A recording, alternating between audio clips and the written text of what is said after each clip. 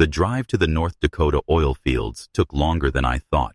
The last 20 miles were nothing but dirt road filled with deep potholes that made my rental car rattle like it would fall apart any second.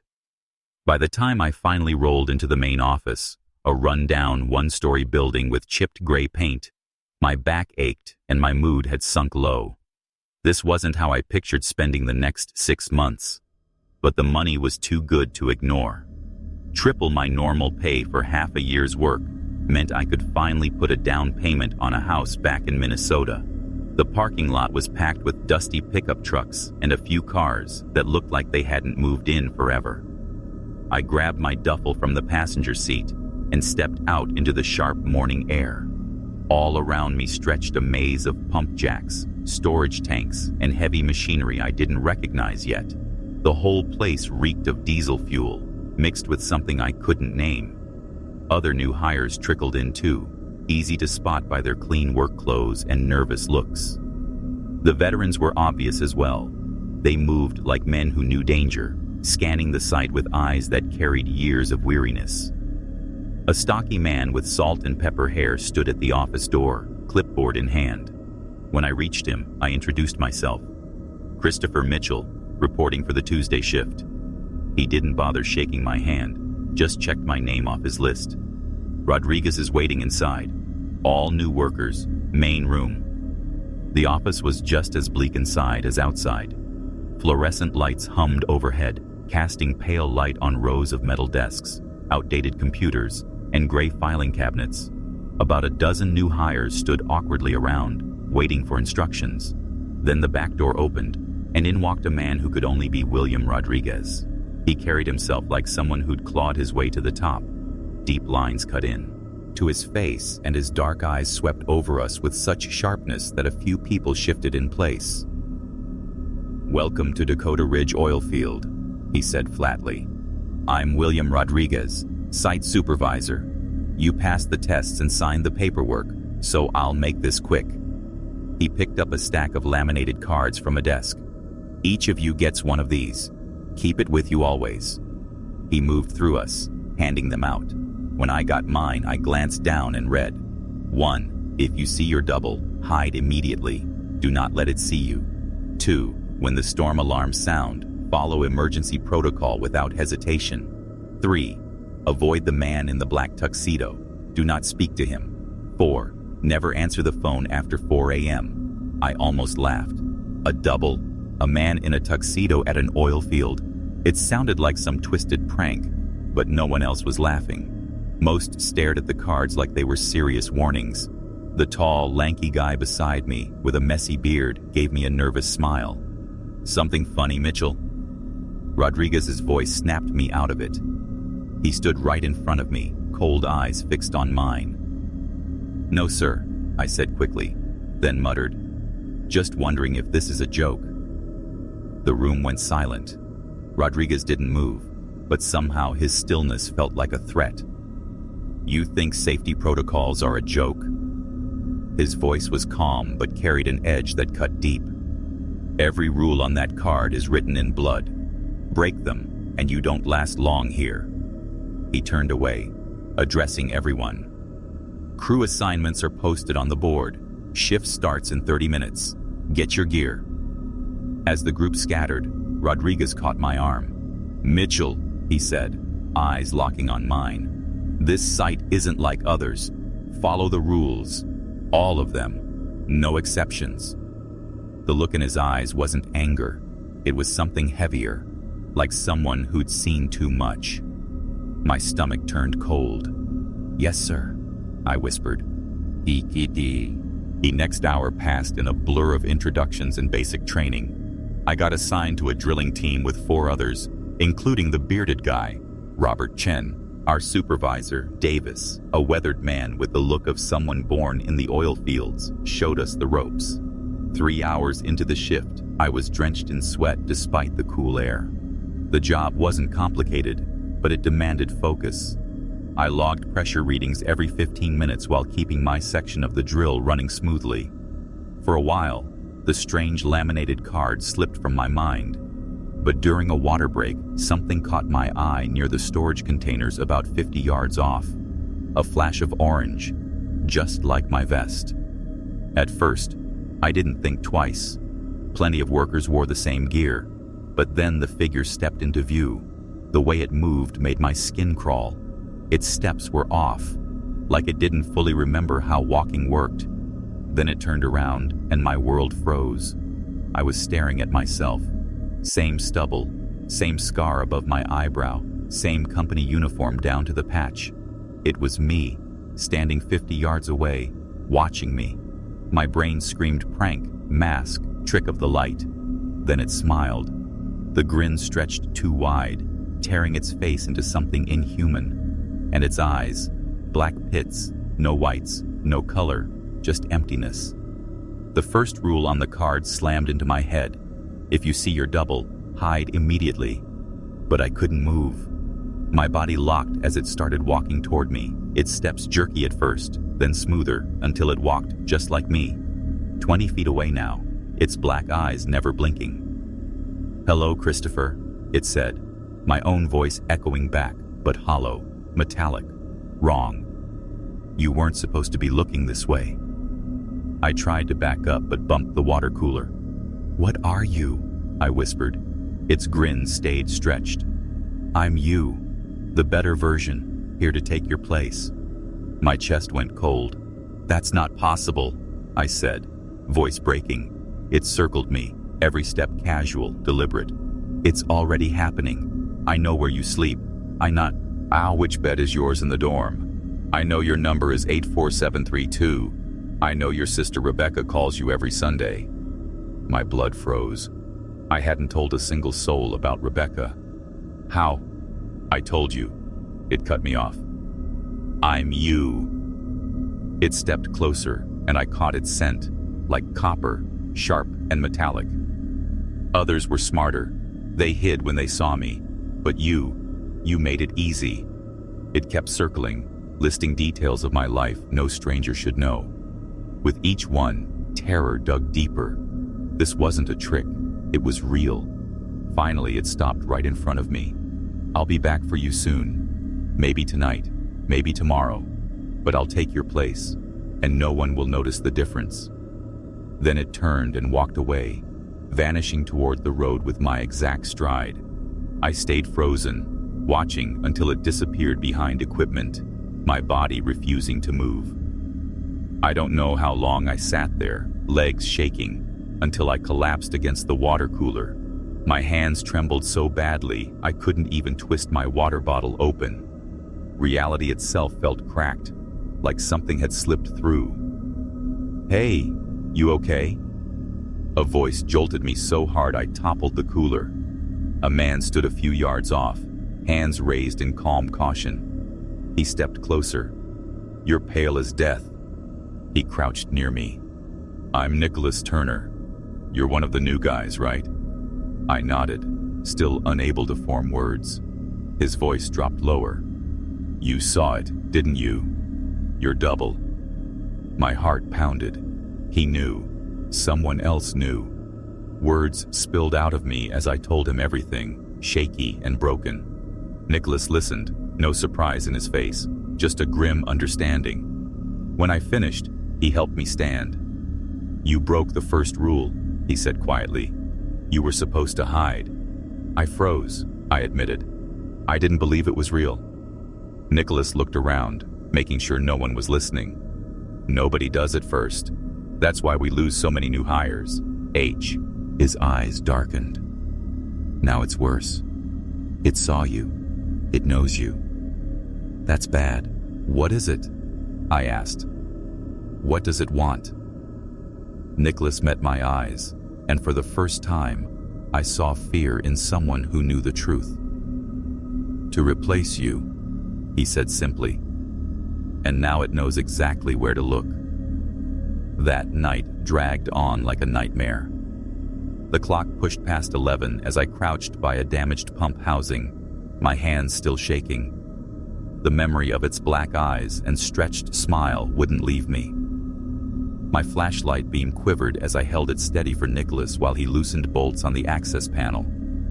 "Socket wrench," he muttered, and I handed it over, thankful for something real and mechanical to focus on. 3 others worked nearby, Robert Chen and 2 more I barely knew, fixing different parts of the pump.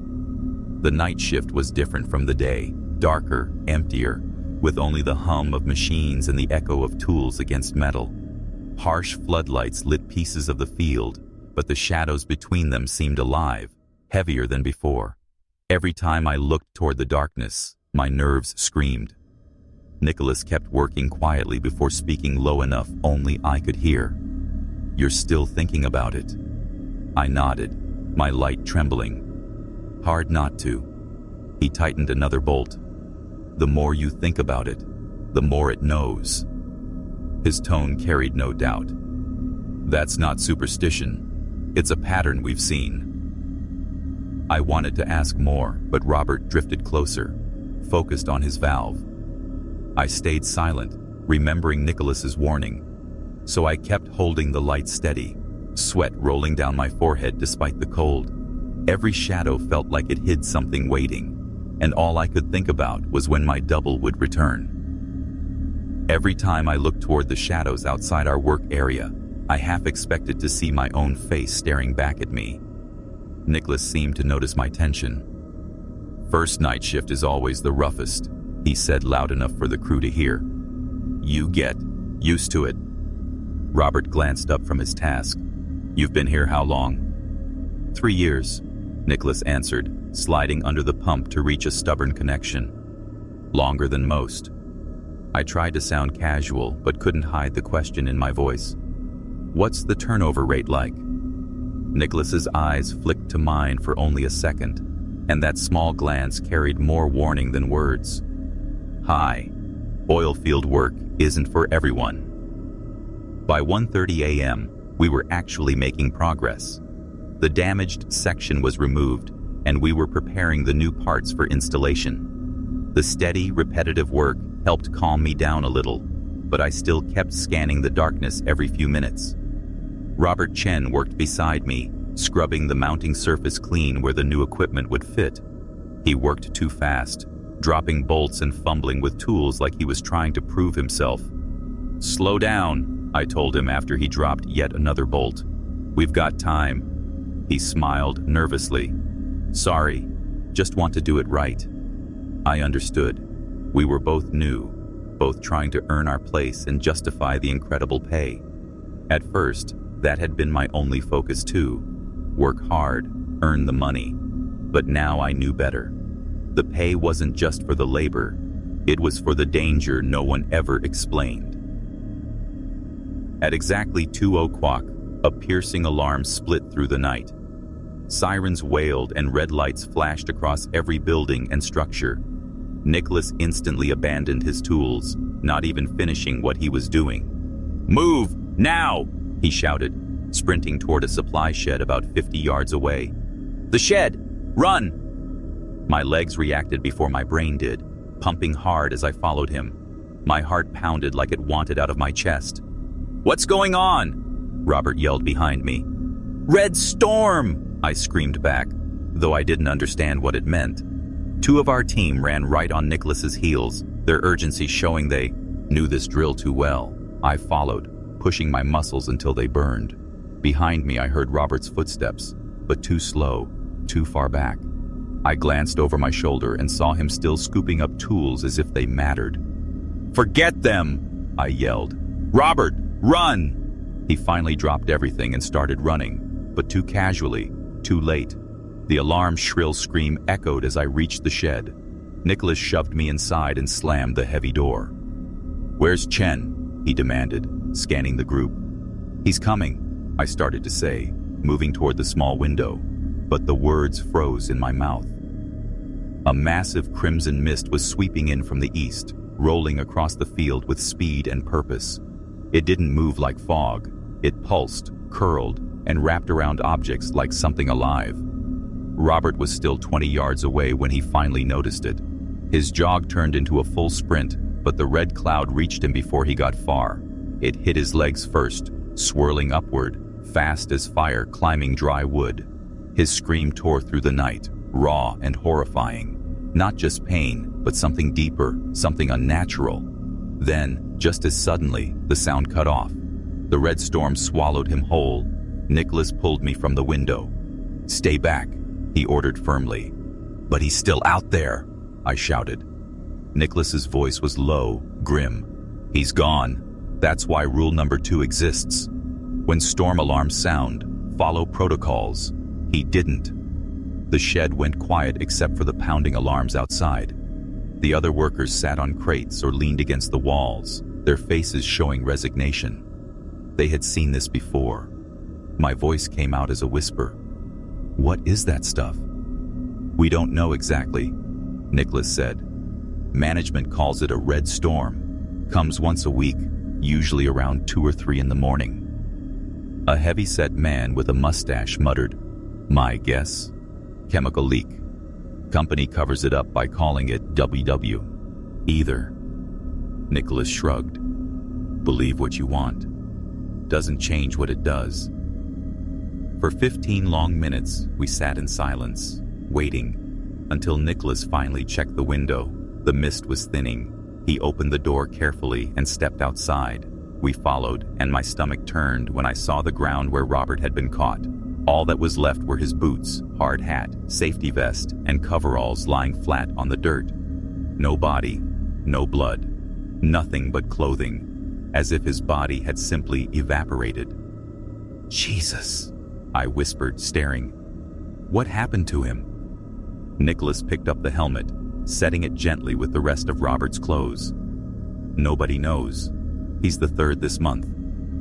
The others collected his belongings quickly, sealing them in a plastic bag like it was just routine cleanup. That made it even worse. They had done this before. "His family?" I asked suddenly. "Do they even get told the truth?" Nicholas's eyes locked on mine. "The official report will say industrial accident. That's all." We went back to the repair after that. Nobody spoke much. My hands worked on autopilot, tightening bolts, securing parts, though my mind kept replaying Robert's scream and the sight of his empty clothes. At 3 o'clock, another alarm sounded, this time lower, steadier. Green lights flashed instead of red. Nicholas barely glanced up. "Green storm. Ignore it. Just rain." And sure enough, rain started falling within minutes, carried by gusts of ordinary wind. After what I'd seen, it felt absurdly normal. The rain passed within 20 minutes, leaving only damp ground behind. We finished repairing the pump just before 5 o'clock. As we packed up, my eyes drifted back to the spot where Robert vanished. The ground looked untouched. Nothing marked the place where he'd stood, screamed, and disappeared. "What actually took him?" I asked Nicholas as we walked back toward the office. "And hate. How do you explain to someone's family that their son is just gone? No body, nothing." Nicholas kept his gaze forward, his tone flat. "Like I said, industrial accident. Rodriguez takes care of all the paperwork. There's a process for that. But his family will never know what really happened. Would you even want to know?" Nicholas looked straight at me. "If it was your father or your brother, would the truth make it easier?" I had no answer. We walked the rest of the way in silence, the first hint of dawn showing in the east. My head was full of questions that had no answers, and the sick feeling that something was deeply wrong here. Wrong in a way the rules on my laminated card didn't cover. Wrong beyond my double and the red storm. I thought of how many more Roberts had been here before me. How many more would come after? Most of all, I thought about myself. Was I next? Would the red storm take me, or my double replace me, or something else I hadn't yet seen? The next night dragged on like a slow death march. Each time I closed my eyes, I saw the image of his empty clothes. Boots, coveralls, hard hat, all laid out like a person should be inside them. But there was nothing. That picture burned into my brain during my short, broken sleep, and it followed me back to the night shift. Nicholas and I barely spoke for hours. There wasn't anything worth saying. The company would mark it down as another accident, file the report, and move on. Just another name on the list of men who never went home. By 1 in the morning, my eyes stung from exhaustion. The module we were repairing kept acting up, gauges spiking for no reason. Nicholas finally waved me off. "Take 15, he said, focused on the control panel. "You're half dead already." I didn't argue. I headed toward the break room. The walk helped clear my head, cold night air in my lungs as I crossed the dark, open stretch. Floodlights cast sharp white circles, but between them, the darkness seemed too thick. The break room was empty, holding nothing but a mini fridge, a wobbly table, switched chairs, and a coffee maker older than me. I poured myself some sludge and sat by the window. Outside, the parking lot looked calm, pale blue in the moonlight. Trucks scattered here and there, caked with dust and mud from the rough roads. For a moment, it almost looked peaceful, until I saw him. He was standing between two pickups, a man in a black tuxedo. Not work clothes, not casual clothes. A full tuxedo, white shirt, bow tie. Tall, rigid, arms at his sides like a mannequin. No reason for anyone to dress like that here, especially not at 1 in the morning. My skin crawled. It wasn't just the clothes. It was how still he was. No shifting of weight, no idle movements, nothing. Just a statue in the dark. Then his head turned. Only his head. The movement was too smooth, unnatural, like a camera panning. And then he locked eyes with me. Even at that distance, I felt it. Something hooked me, pulled at me. A strange urge building to stand up, go outside, walk to him. My legs tightened, ready to move without my permission. My hand pressed against the chair, already pushing me up. That's when I felt the laminated card in my pocket dig into my thigh. Rule 3 slammed into my mind. Avoid the man in the tuxedo. Don't speak to him. I tore my gaze away so fast I nearly toppled the table. Coffee splashed everywhere, but I didn't care. I turned my back on the window, heart pounding. The urge to go outside clung to me, even without seeing him, like invisible strings pulling me toward the door. I bolted from the room, hands shaking, shoving them into my pockets to hide it. The further I got from the office, the weaker the pull became until it finally let go. When I reached the drilling site, Nicholas frowned at my face. "You okay? You look like you've seen a ghost." "The man in the tuxedo," I whispered. "In the parking lot. I saw him." Nicholas's expression turned grim.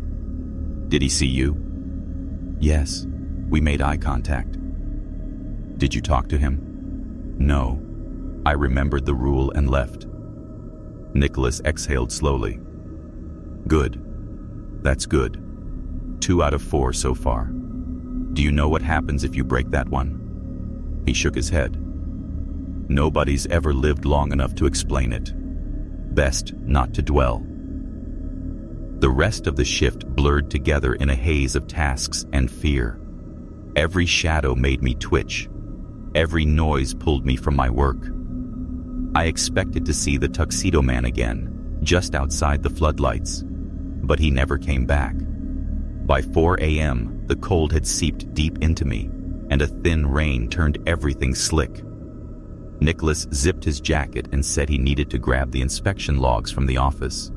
"Can you finish the valve calibration?" "Sure," I said, grateful for something to focus on. He walked away, and I finished my work with numb hands. When I was done, I decided to join him inside rather than wait out in the rain. The office building glowed warm in the dark, but inside it was empty. No Nicholas. Water dripped from my clothes as I stepped inside. The logs were on the desk, but Nicholas wasn't. Maybe the bathroom. Maybe checking something else.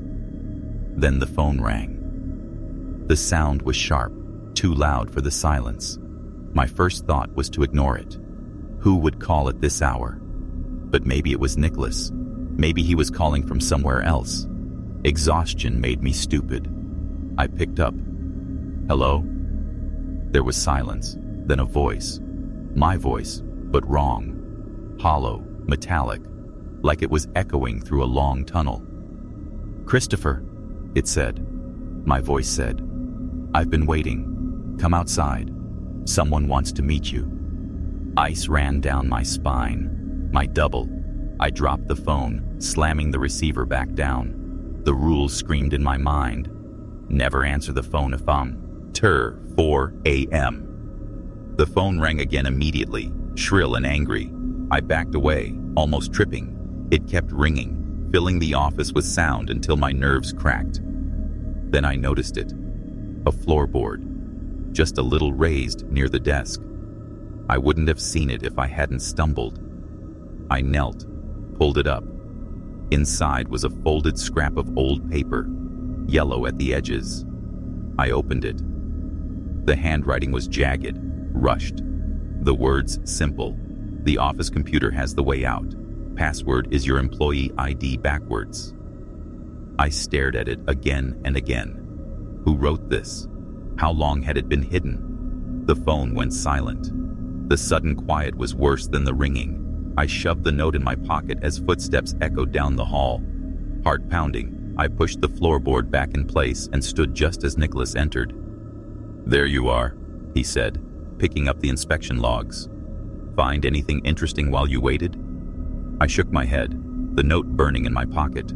Nothing worth mentioning. The phone was ringing when I came down the hall. "Yeah," I said. I didn't answer it. Nicholas studied me for a long moment. Then he nodded. "Good. You remembered Rule 4. Actually, I had answered it, just for a second. I told him, watching his reaction. His eyes hardened. "What did you hear?" I hesitated. I wasn't sure how much to reveal. "Nothing. Just silence."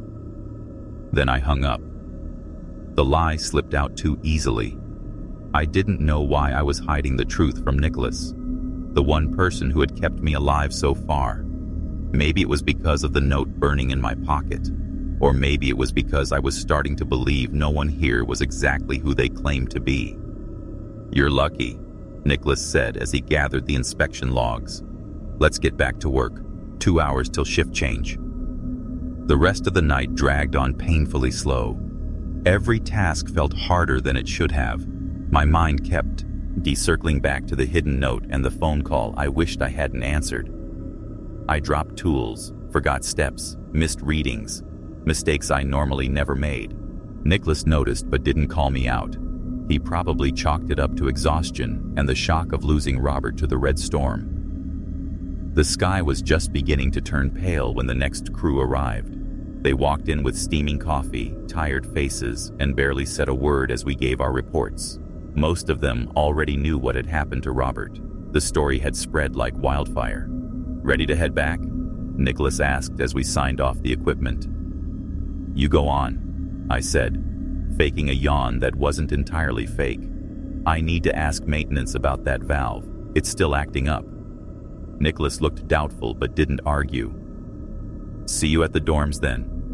I watched him head toward the worker housing where I should have been going, but instead, I circled back toward the office, keeping low and out of sight. I knew the pattern. The day shift supervisor, Martin Davis, always walked the site at exactly 6:15. Bald head, sunburned face, same path every day. I'd noticed it during my first week. He took about 20 minutes to finish his rounds. That gave me just enough time if I moved quickly. I waited behind a storage shed, watching him leave the office and begin his inspection. The moment he disappeared from sight, I made my move. My pace was quick but casual, ready with an excuse about forgetting a water bottle if anyone asked. But no one paid attention. The office was empty when I stepped inside. The computer sat on the desk, old and yellowed, the kind that should have been retired years ago. I sat down and pressed the power button. It wheezed and clicked before the login screen finally appeared. The password box blinked at me. My hand shook as I pulled out my ID card and read the number backward, 752913884. I typed it carefully. The screen went dark and I thought I'd messed up. Then green text filled the screen like something from an old film. "Emergency exit activated. Maintain. Ants tunnel access granted. Go now." A soft mechanical sound came from behind me.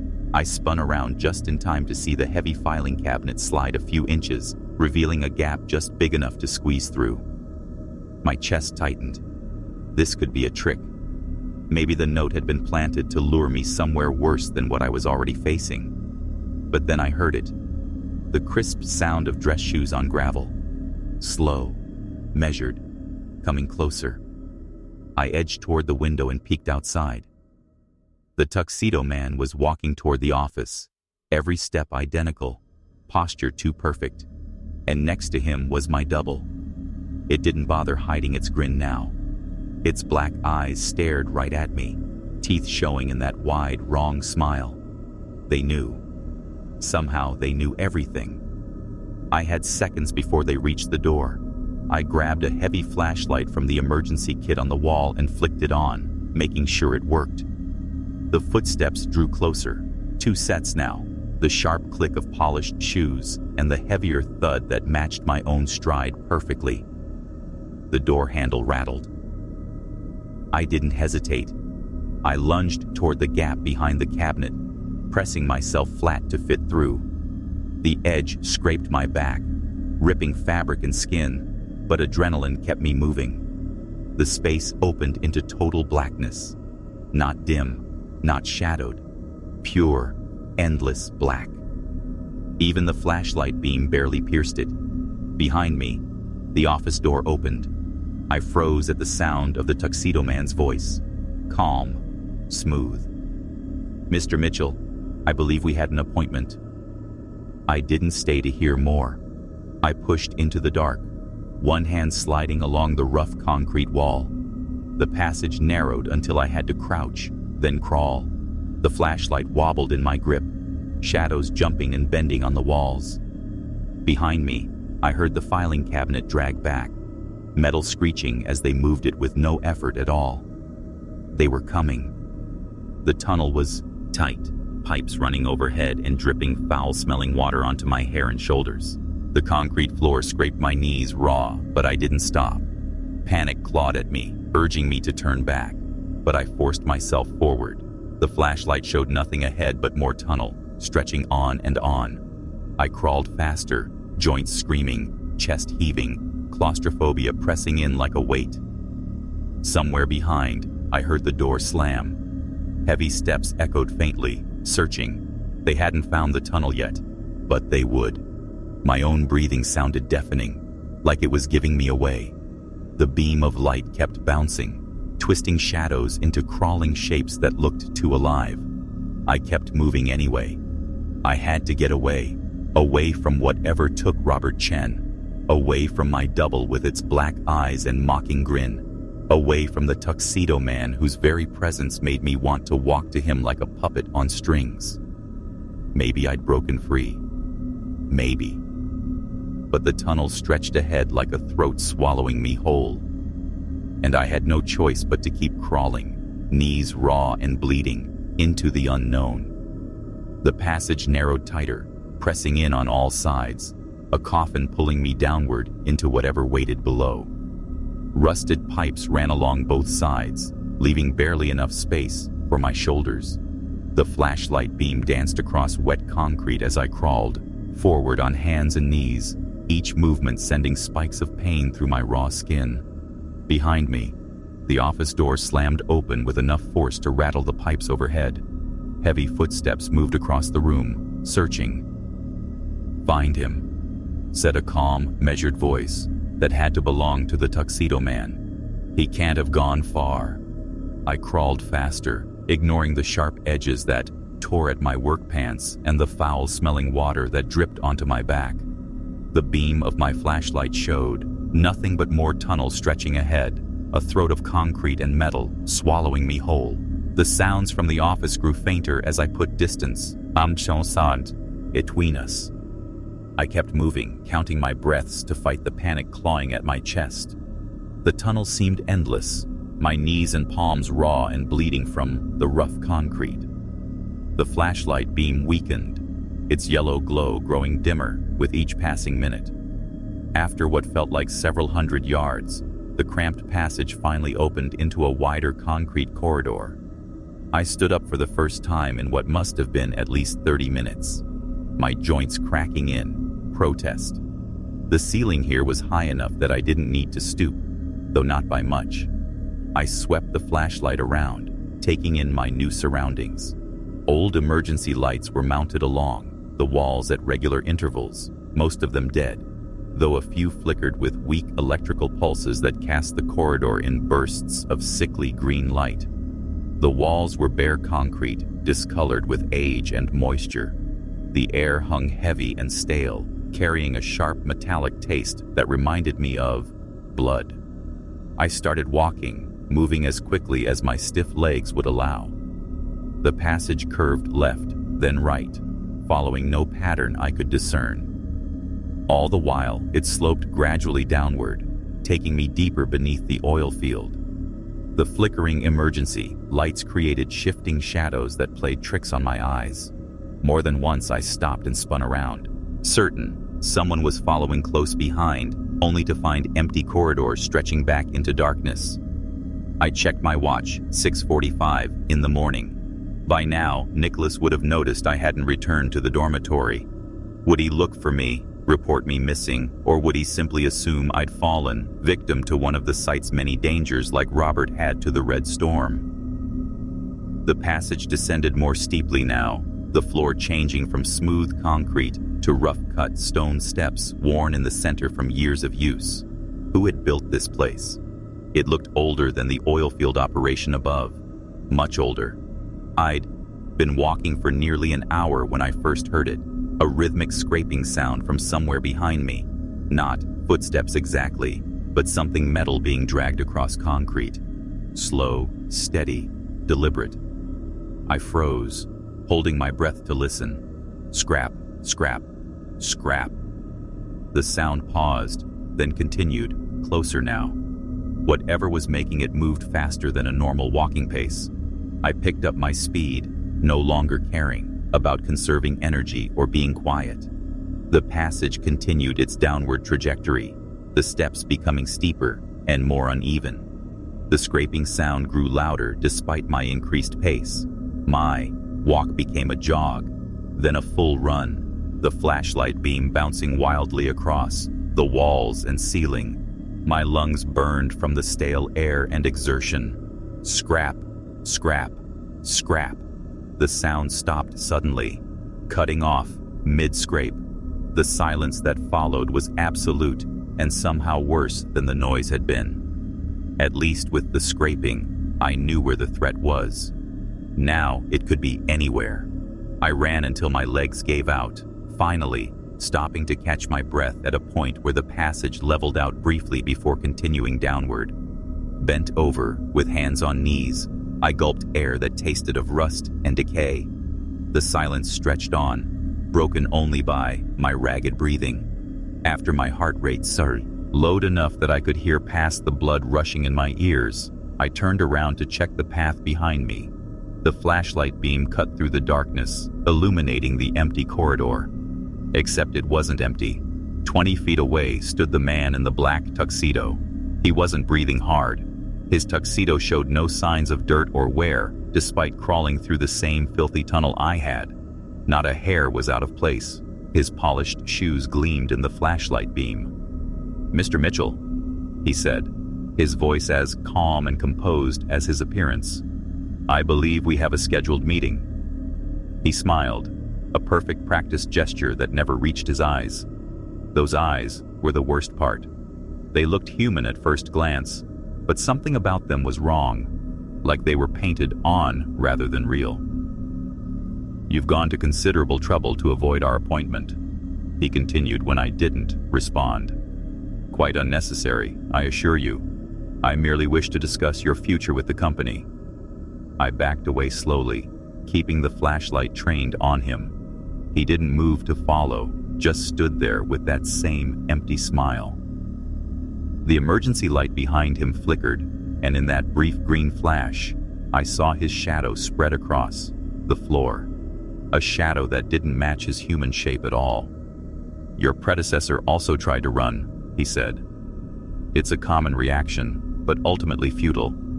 There's only one way this path leads, Mr. Mitchell. What are you? I managed to ask, my voice rough from the dry air. His smile widened slightly. I'm the Human Resources Director, of course, and you have been selected for promotion. The words hung in the stale air between us. My mind struggled to process what he'd said while every instinct screamed at me to run. The tuxedo man's smile remained fixed and polite, like a mask that had been carefully crafted to mimic human expression without understanding it. No, thank you, I said, backing away slowly. I quit. Consider this my resignation. His smile didn't waver. That's not one of your options, Mr. Mitchell. He took a step toward me, his polished shoes clicking against the concrete floor with perfect rhythm. Your predecessor also tried to decline the promotion.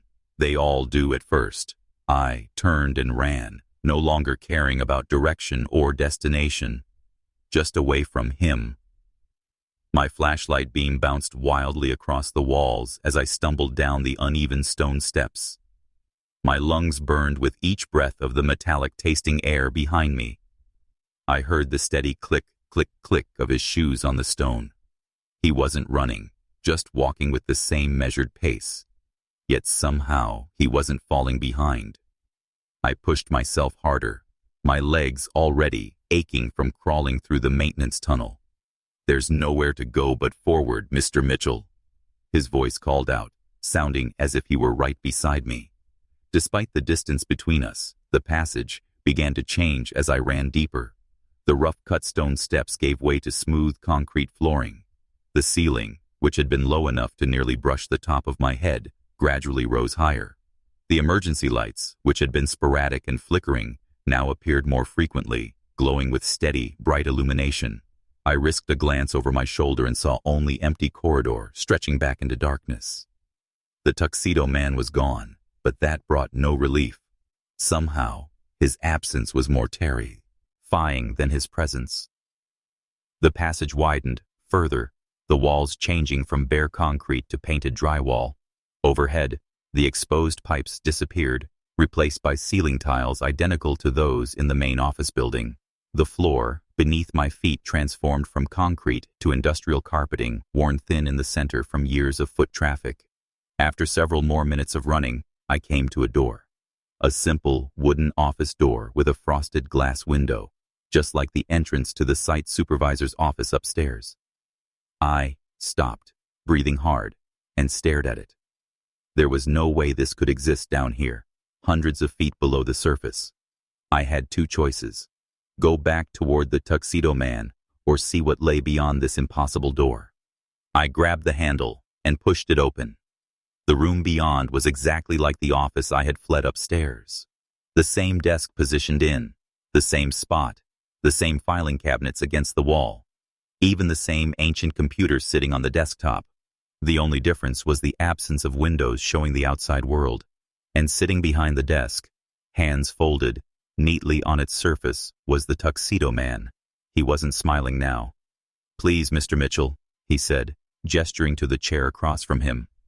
"Sit down." I stood frozen in the doorway, my mind unable to make sense of what I was seeing. How had he gotten ahead of me? How had this office come to exist deep underground? "How did you?" I began. "There are aspects of this facility that don't follow conventional rules," he cut in. "You've noticed this already, I'm sure." I stepped into the room but didn't take the offered seat. My flashlight, which I still clutched in my white-knuckled grip, seemed pathetically inadequate in the well-lit office. "What do you want from me?" I asked. "Want?" He tilted his head slightly, the gesture too precise to be natural. "I don't want anything from you, Mr. Mitchell. I'm simply here to facilitate your transition." "Transition to what?" "To your new position, of course." He opened a drawer and removed a stack of laminated cards identical to the rule cards we'd been given during orientation. "You followed the rules perfectly. Even breaking them was according to pattern." "I don't understand." "Few do at first." He placed the stack of cards on the desk between us. "William Rodriguez has served his time as supervisor and has been replaced. You are his successor. William, I shook my head. What happened to him? The same thing that happens to all supervisors. Eventually, he was replaced. The tuxedo man's expression never changed, but his eyes, those painted-on eyes, seemed to harden as you have replaced him. Something on the wall caught my attention. What I had initially taken for decorative panels were actually windows. Windows that somehow showed the oil field above. Through them, I could see workers moving between buildings, equipment running, all the normal activity of the site, and walking across the yard, wearing a supervisor's uniform and carrying a clipboard was my double. It moved with perfect mimicry of my walk, stopped to check something on the clipboard with my exact head tilt even, raised a hand to greet a passing worker with my same casual wave. It was me up, there in the world, living my life. What is happening? I whispered more to myself than to the tuxedo man. The system continues, he answered anyway. Some people are meant to leave, others are meant to stay and maintain order. You, Mr. Mitchell, are now part of the foundation upon which everything else rests. He pushed the stack of laminated cards toward me. You'll be responsible for training the new workers, making sure that you understand the rules, the importance of following protocols. He tapped the top card with one perfectly manicured finger. The red storms, the green storms, the doubles, the phones that ring after 4 in the morning, all of it must continue. I picked up one of the cards, feeling its weight. The same lamination I touched that first day when Rodriguez had handed me my own card. That seemed like years ago now. And if I refuse, that's not an option, as I explained. The tuxedo man stood up, smoothing his jacket with practiced motions. William tried to refuse as well. They all do. But the choice was made long before you arrived at Dakota Ridge. Through the windows, I watched my double enter the main office building, greeting workers with my smile, speaking with my voice. No one seemed to notice anything wrong or different about it. You'll find that everything you need is here. The tuxedo man continued, gesturing to the office around us. The new orientation group arrives tomorrow morning. I suggest you review the materials before then. He walked to the door, each step identical to the last. Before leaving, he turned back to me. One more thing, Mr. Mitchell. You may feel isolated at first, but you're not alone down here. The others will help you adjust. Others? I asked. Previous supervisors? Not all of them, of course. Some didn't adapt well. His smile returned, that perfect empty expression. William will be around somewhere. With that, he left, closing the door behind him with a soft click. I stood in the silent office, holding the stack of laminated rule cards, watching through impossible windows as my double lived my life on the surface. I would never see the real sun again, never feel actual rain or wind. My entire world was now this underground replica, this shadow version of the place I'd tried to escape. I sat down heavily in the chair behind the desk. William's chair, now mine. The ancient computer hummed to life without me touching it, the screen showing a list of new employee names. Tomorrow's orientation group. I set the rule cards on the desk and stared at them. 4 simple rules that I now understood were not warnings, but a test, a selection process to find the next person to be brought below. Outside the windows, the red storm alarm began to sound. Workers ran for shelter as crimson mist rolled across the field. My double watched from the safety of the main building, checking names off a list as workers filed into shelter rooms. I was meant to stay here in the depths beneath the North Dakota oil fields, to maintain the system, to teach the rules to new workers until one of them replaced me, just as I had replaced William. The computer screen flickered, showing me security camera feeds from around the site. Everything I needed to monitor the workers above, to watch for those who broke the rules, to identify my eventual replacement. I picked up a pen from the desk and began to read through tomorrow's orientation materials.